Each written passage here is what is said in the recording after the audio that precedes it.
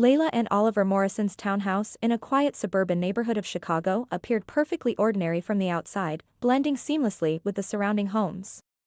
I had no idea my carefully constructed life was about to shatter into pieces. I work as a physical therapist at Northwestern Memorial's Rehabilitation Center. After long days of helping patients rebuild their strength and mobility, I always feel a wave of joy wash over me when I see my 8-year-old daughter Zoe's face light up as I walk through the door. My shoulder-length chestnut hair frames a face where determination battles with the shadows of exhaustion beneath my eyes from the intense focus my work demands. Yet I always manage to put on my brightest smile for my daughter. "Mom, look. I made this on my tablet." Zoe excitedly holds up her device, displaying a vibrant digital drawing she created using the art app Oliver had installed for her last birthday.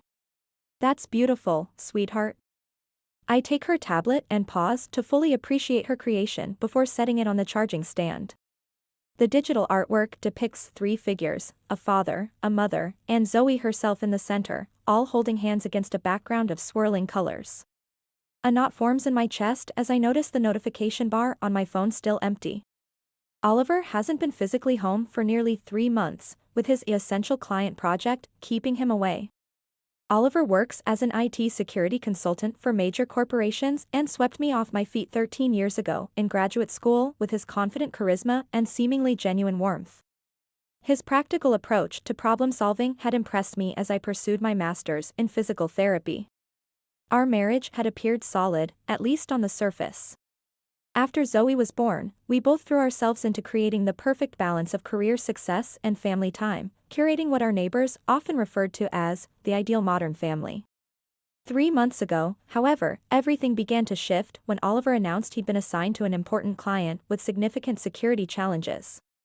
That evening, his expression was serious as he packed his laptop bag. "This client needs on-site security oversight. I'll be traveling for the project and working remotely when possible for a while." I was surprised but immediately shifted into problem-solving mode. "I see. That sounds intense. Maybe Zoe and I could join you on weekends? It would be good for her to see different cities." Oliver immediately dismissed the suggestion, his response coming too quickly. "That won't work. The client is extremely security conscious. No visitors, no distractions. The project requires complete focus and discretion." His tone carried an edge I rarely heard, and he seemed strangely defensive. "But Zoe and I are part of your life too, aren't we?" I said softly, watching as Oliver's expression relaxed slightly. "Of course you are. But right now, this project is crucial for my career. It's just temporary, so you understand, right? We need this." For the past 3 months, Oliver's promised weekend video calls had gradually decreased in both quality and frequency. Our text conversations had dwindled to brief messages about logistics, with most of my updates about Zoe's school achievements receiving nothing but red receipts. His social media showed business dinners and conference rooms, but oddly, the location tags rarely matched where he claimed to be working. I scroll through our message history on my phone while stirring the pasta sauce for dinner. My message from last night still sits with 2 blue check marks, which was read, but unanswered. Zoe, fresh from school, sits cross-legged on the couch, her tablet propped on her knees as she alternates between drawing and glancing at the door. "When is Dad coming home?" Zoe looks up, her observant eyes searching my face for clues. "As soon as his big project wraps up. Dad's working really hard right now." My smile feels tight across my face as I try to maintain a positive tone. Zoe's expression clouds over with disappointment. "But I want to show him my science fair medal. And I want to see the cool hotel rooms he stays in." I gently stroke my daughter's hair, my fingers lingering in her soft curls. "I know, honey." The words catch slightly in my throat. Seeing my bright, perceptive daughter missing her father tears at something deep inside me. The growing distance between Oliver and me has planted seeds of anxiety that are increasingly difficult to ignore. The next day during lunch break at the hospital, I show my colleague, Fiona Lynn, the string of increasingly sparse text conversations on my phone. Fiona has been my friend since graduate school 15 years ago and has always offered clear-sighted perspectives. Something doesn't add up here, Fiona's words cut through my denial as she scrolls through Oliver's Instagram feed. Look at this post from Tuesday, he tagged himself at a conference in Denver, but didn't he tell you he was in Seattle all week for that banking client? Staring at the evidence on the screen, I feel doubt crystallizing into something harder and colder in my chest. That night, when Zoe asks about her father while I tuck her in, I make a decision that sends adrenaline coursing through my veins. Hey, Zoe, what if we use that location sharing app Dad installed on our phones and surprise him this weekend? We could see where he's working. Zoe bolts upright in bed, eyes wide with excitement. Really? When can we go? This Saturday. But it's a secret mission, okay? Don't text Dad about it. I smile at her conspiratorial nod, but my stomach churns with a mixture of dread and determination. Over the next few days, I prepare meticulously, purchasing a sleek new smartwatch Oliver had mentioned wanting for his collection and downloading his mother Eleanor's favorite audiobooks for her recovery. On the surface, I'm planning a thoughtful family reunion. But underneath, I'm compiling screenshots of contradictory social media posts, noting the times his phone goes into battery-saving mode precisely when I ask where he is, and tracking the growing feeling that the man I married is leading a life I know nothing about. On Saturday morning, Zoe and I climb into our SUV and set off to track Oliver's location, following the blinking dot on my phone's tracking app. Zoe hums excitedly to herself in the back seat, occasionally asking questions about our spy mission. I watch her animated reflection in the rearview mirror, her innocence creating a painful contrast to my growing suspicions. The Chicago suburbs gradually give way to more affluent neighborhoods as I follow the navigation prompts, each mile increasing the tension in my shoulders.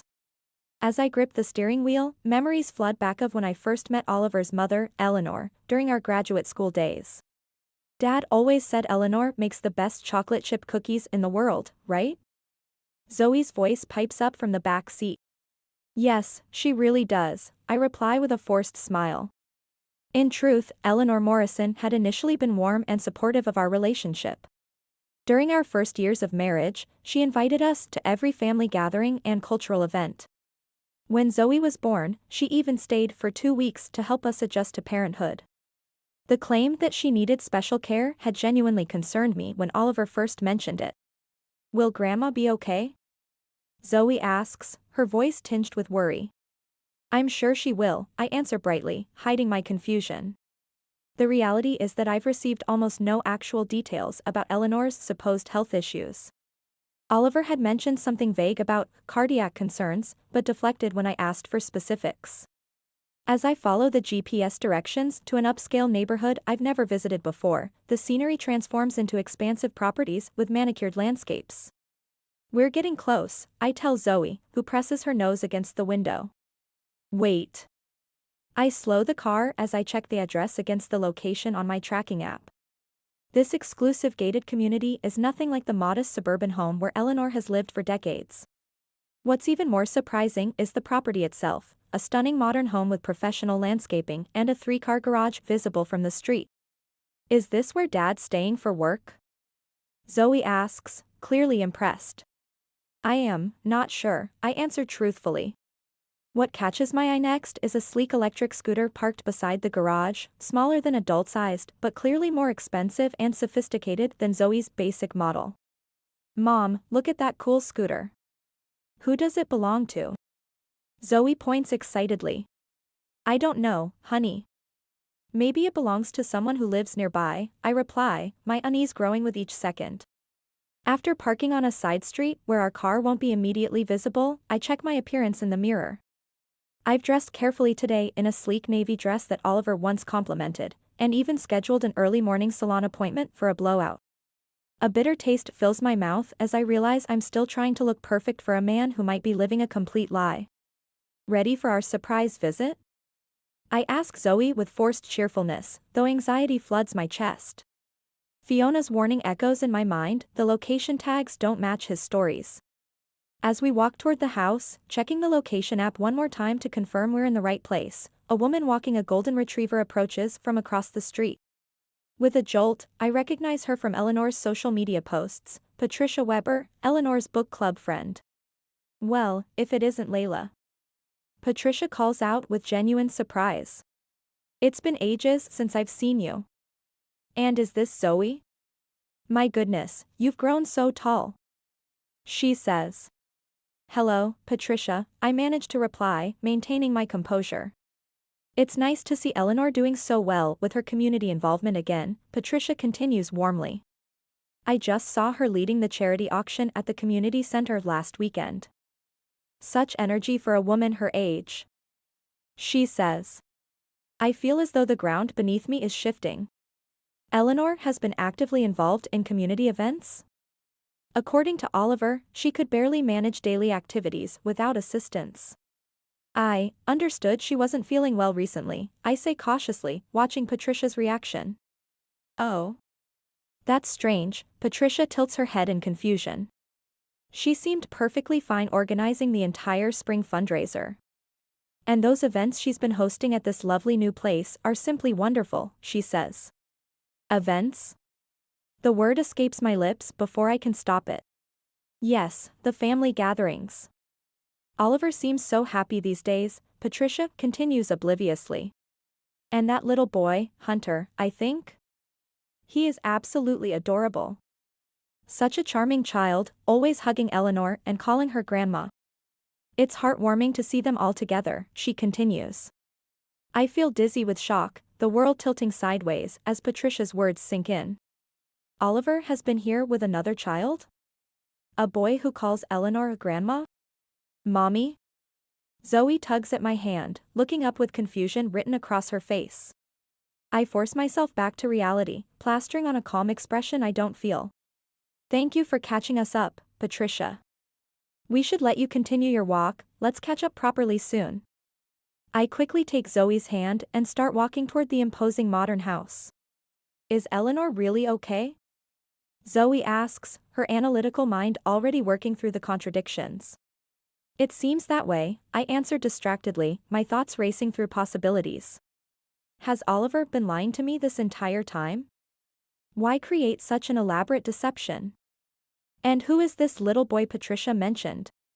20 yards from the house entrance, I pause to collect myself. I pull out my phone and send a quick text to Fiona, we found him. Something is very wrong. We'll update you soon. Her response appears almost instantly, trust your instincts. I'm here for whatever you need. I take a deep centering breath, the kind I teach my rehabilitation patients when they face painful exercises. We'll get through this, I whisper to myself, drawing on years of professional composure. Everything will make sense soon. Zoe squeezes my hand, her excitement palpable. We'll see Dad now? Her eyes shine with anticipation, making my heart ache. I try to smile reassuringly, but anxiety floods my chest as we walk up the stone pathway to the front entrance. Standing before the sleek modern door with its frosted glass panels, I raise my hand to press the doorbell. That's when I notice the door is slightly ajar, perhaps from a recent delivery or someone forgetting to close it completely. I freeze, my finger hovering over the doorbell button. From inside comes the sound of animated conversation, Oliver's familiar laugh, a woman's voice responding warmly, and Eleanor's distinctive tone, sounding far more energetic than someone supposedly requiring constant care. It's Dad. Zoe moves eagerly toward the door, but I instinctively place my hand on her shoulder to stop her. Wait, I whisper, my professional instinct for careful assessment taking over. Something feels profoundly wrong. My pulse quickens as all the inconsistencies of the past months suddenly align into a terrible pattern. Zoe looks up at me with growing confusion. What's wrong, Mom? She asks. I choose my words carefully, drawing on the same gentle directness I use with patients facing difficult diagnoses. Let's just observe for a moment before we go in, I say. Zoe, always sensitive to emotional undercurrents, nods and cautiously peeks through the narrow opening of the door.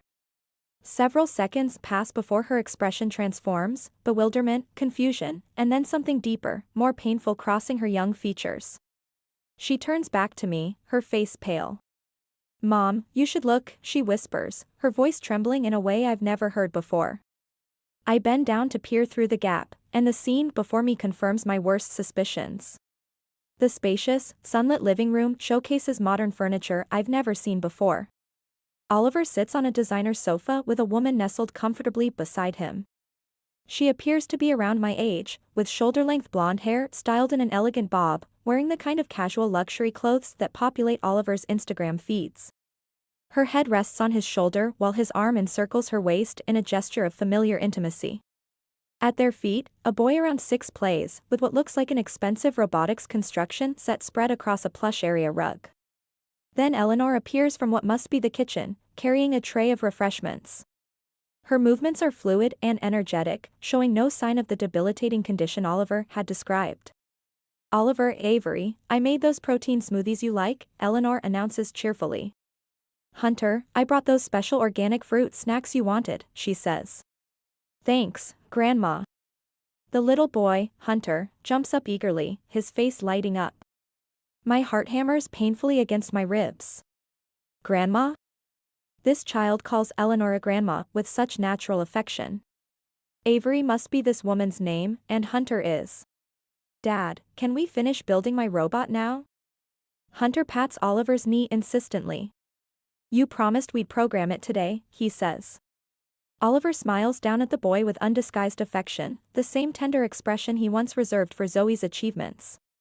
"Sure, buddy," Oliver responds, ruffling the boy's hair affectionately. "Let's just help Mom and Grandma set up for lunch first," he says. "Mom?" The word stabs through me like an icicle. Oliver just called this woman Hunter's mother. My knees weaken as Oliver leans over to kiss the woman, Avery, on the lips. It's not a passionate kiss, but something more devastating, the casual, comfortable affection of a long-established relationship. "Mommy."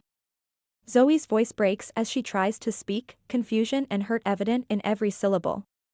I instinctively cover her mouth with my hand. "Shh," I whisper through lips that won't stop trembling. If Zoe calls out now, we'll lose the chance to understand what's happening. I need another moment to process this nightmare unfolding before us. Tears well up in Zoe's eyes, a reflection of betrayal too complex for her young mind to fully comprehend. I gently guide her away from the door to a small garden alcove where we won't be seen. "Was that really Dad?" Zoe asks, her voice small and fragile. "Who are those people? Why did he call that boy his buddy?" My thoughts crash against each other like waves in a storm, but I force myself to remain steady for my daughter. "I don't know everything that's happening yet, Zoe, but I promise I'll find out," I say. With shaking hands, I pull out my phone and open the video recording function. As a healthcare professional, I've learned the importance of documenting accurately. Now those skills serve a different purpose. "Stay here for just a moment, sweetheart. I need to gather some information," I say to Zoe. I silently return to the door, holding my phone carefully to capture what's happening inside. The domestic scene continues, Oliver helping Hunter with his robotics kit, Avery arranging something on her tablet, Eleanor watching with obvious satisfaction. They look like a perfect family portrait, one that has no space for Zoe or me. "Oliver, I'm so glad you finally have a proper family now," Eleanor's voice comes through clearly on my recording. "I told you for years that Layla was too independent-minded for you. Too focused on her career. Avery understands what a man like you needs," she says. My chest constricts painfully. So Eleanor had never accepted me? Despite her warm exterior, she'd been undermining our marriage from the beginning? "I know, Mom," Oliver's voice continues casually, as if discussing the weather. "I've been talking with the lawyers about moving forward with divorce proceedings. We just need to wait until the timing is right for the announcement," he continues. "What if Layla discovers what's happening?" Avery asks, concern evident in her tone. Oliver laughs dismissively, sending ice through my veins. "Don't worry about that. Layla's too wrapped up in her patient's recovery stories to notice anything. She's trusting to a fault. Mention a high-profile client security project, and she stops asking questions," he says. Raw anger flares through me, displacing the shock temporarily. Is that how he sees me? As naive and easily manipulated? But what about Zoe? Avery presses, glancing at Hunter. "She is your daughter, after all," she says. Oliver shrugs with casual indifference that makes my blood freeze. "Layla will get primary custody." I'll do the standard every other weekend thing if I have to. But honestly, Hunter is enough for me. Zoe's too analytical. Always questioning everything. Hunter's much more easygoing. The words slam into me with physical force. Oliver isn't just betraying me. He's willing to abandon his relationship with our brilliant, sensitive daughter. I stop the recording, my hands shaking from a potent mixture of rage and resolve. The tears welling in my eyes aren't from heartbreak, but from indignation and fierce determination. I've captured enough evidence. There's no need to witness any more of this betrayal. I return to Zoe, who sits huddled against a decorative boulder in the landscaped garden, silent tears streaming down her face. I wrap my arms around her, holding her close enough to feel her small body trembling. "Let's go, sweetheart," I say softly but firmly. "Aren't we going to see Dad?" Zoe asks, confusion threading through her pain. "Not right now, but everything will be okay." I brush her hair back from her damp face. "Mom is here, and I'm not going anywhere," I say to her. We make our way back to the car without being detected, slipping away from the house that represents such a profound deception. My mind has shifted into the clear, analytical mode I rely on when developing complex rehabilitation plans for patients with traumatic injuries. Once in the car, Zoe's composure finally breaks completely. Her sobs fill the back seat, cutting straight through my heart. I turn around and take her small hand in mine, squeezing it gently. "Zoe, listen to me. We are strong, you and I. No matter what happens next, I will protect you with everything I have. This is incredibly difficult right now, but we will absolutely get through this together." "But Dad, he..." Zoe struggles to articulate the enormity of what she's witnessed. "Your father made terrible choices, but that has nothing to do with you." I make sure my voice carries absolute conviction. "This is not your fault." "Not one bit of it," I say. I start the engine, a strange clarity emerging through the storm of betrayal raging in my chest. For the first time in months, I know exactly what needs to be done. From our room at a modern hotel overlooking the Chicago skyline, I explain everything to Fiona via video call while watching the city lights reflect off Lake Michigan. My voice remains surprisingly steady, the professional calm I've developed through years of working with patients in crisis serving me well now. The initial shock has transformed into a focused determination. I can't believe he would do this. Fiona's face on my screen shows genuine outrage. "Creating an entire second family while using your daughter's college fund? What are you planning to do?" she asks. "I'm still working out the details," I answer with more honesty than I've allowed myself in months. "But I'll make decisions based on what's best for Zoe and me, not on what hurts him most."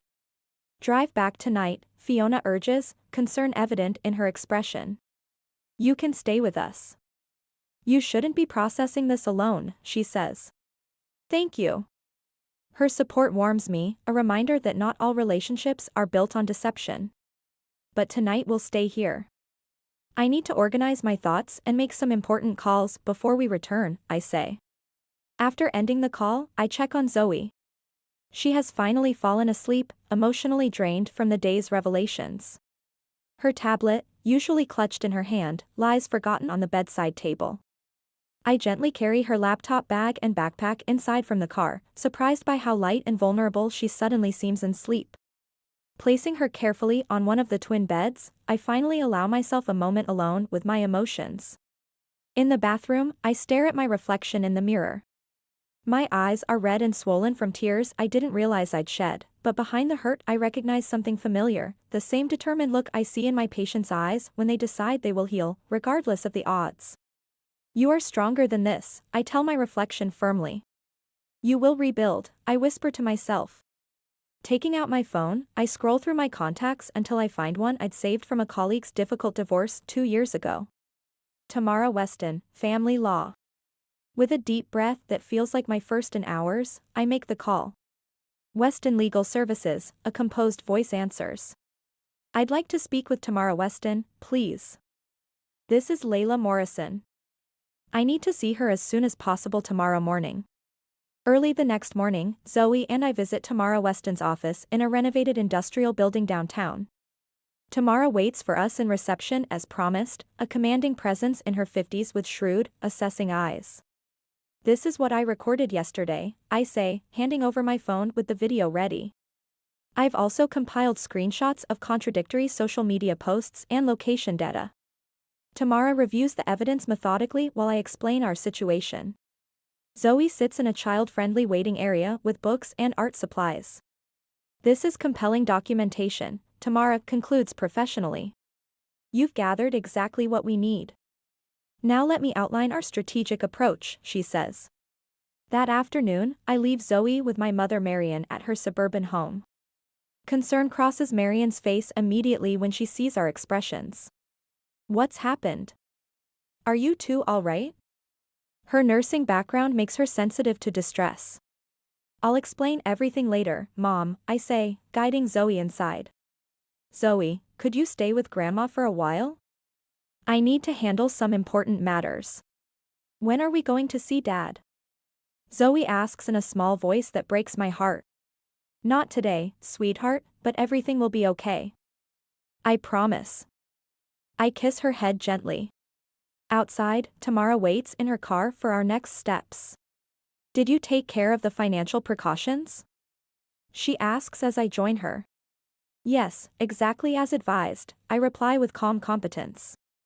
I've transferred half our joint assets and gathered all essential documentation, including Zoe's records. Good. Now let's call Oliver. With slightly trembling hands, I dial my husband's number. Layla, I'm in the middle of something. Can this wait? He answers distractedly.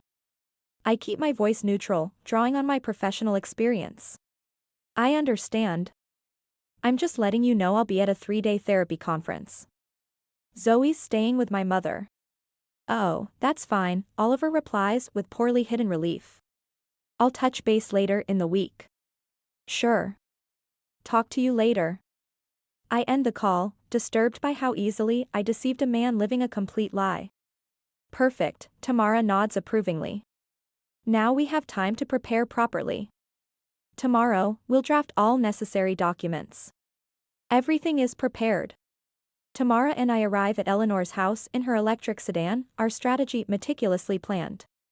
I take a steadying breath, feeling surprisingly calm. Are you ready? Tamara asks, her professional demeanor bolstering my confidence. Yes, I answer with conviction. It's time to end the deception, she says. We approach the front door purposefully, and Tamara rings the bell. Oliver opens it, shock spreading across his face.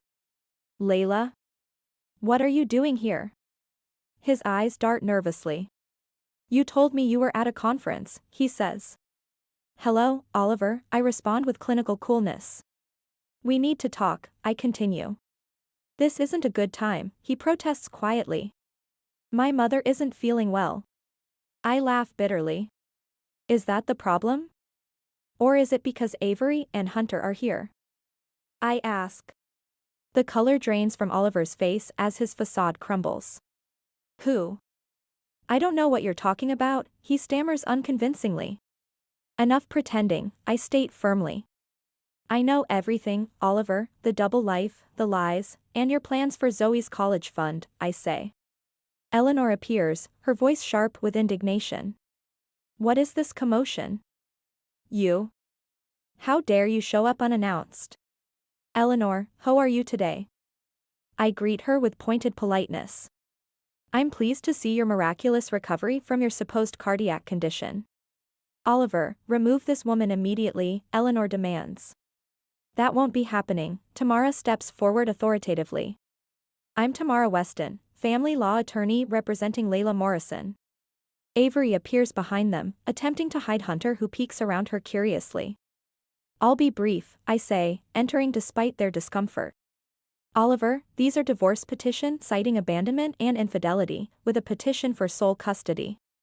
Layla, if you'd just listen, we could work something out, Oliver pleads. Work out what exactly? I meet his gaze unflinchingly. Your double life? Your relationship with Avery and Hunter? The conspiracy with your mother? I ask. We have comprehensive evidence, Tamara adds calmly. digital records, location data, videos, and witness statements. I turn back to Oliver, feeling strangely liberated. Zoe and I don't need someone like you in our lives. Goodbye, Oliver, I say. My voice wavers slightly, but my resolve is unmistakable. Mom. Come see how I arrange my science corner. Zoe calls excitedly, bouncing around her teal-painted bedroom in our downtown condo. It's perfect, I say with genuine happiness, watching her organize her specimens and microscope slides. The divorce finalized smoothly thanks to Tamara's expertise and our solid evidence. I secured half our assets and full custody, while Oliver received supervised visitation he rarely uses. The hospital approved my flexible schedule, balancing my new responsibilities with attending Zoe's school events. As I unpack books, my mother Marian appears with coffee and cookies. Take a break, you two, she insists with gentle authority. You've been organizing since dawn. Marian has been essential to our new life, watching Zoe after school and offering maternal wisdom. My sister Vanessa visits every Sunday with medical journals for me and science kits for Zoe, a new family tradition we cherish. Fiona and her family will be here at 6, I mention, accepting the steaming mug.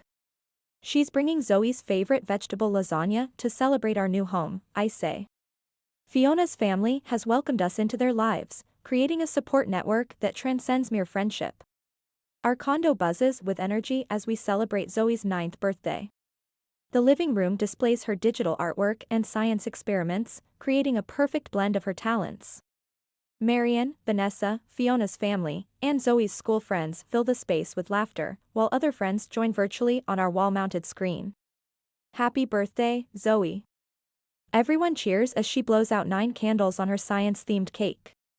I capture the moment on my phone, proud of my daughter's resilience. Outside, Oliver sits in his car, looking haggard and worn. His fabricated life collapsed when Avery discovered yet another affair and left with Hunter. Eleanor suffered a genuine health crisis from the stress of Oliver's failing business. Their lifestyle crumbled without my income supporting his irregular earnings. Through our windows, the warm celebration is visible to him. Zoe has thrived, excelling academically and forming deeper friendships. Therapy has helped her understand that her father's abandonment reflects his failings, not hers. Mom. Zoe runs to me, proudly displaying her latest digital creation. Thank you for my party. This is the best birthday ever. I embrace her, grateful for our supportive community. Zoe, I say gently, remember something important. Family isn't defined by DNA or legal documents. True family is built on love, honesty, and showing up for each other every day. Outside, Oliver's car pulls away and disappears into traffic.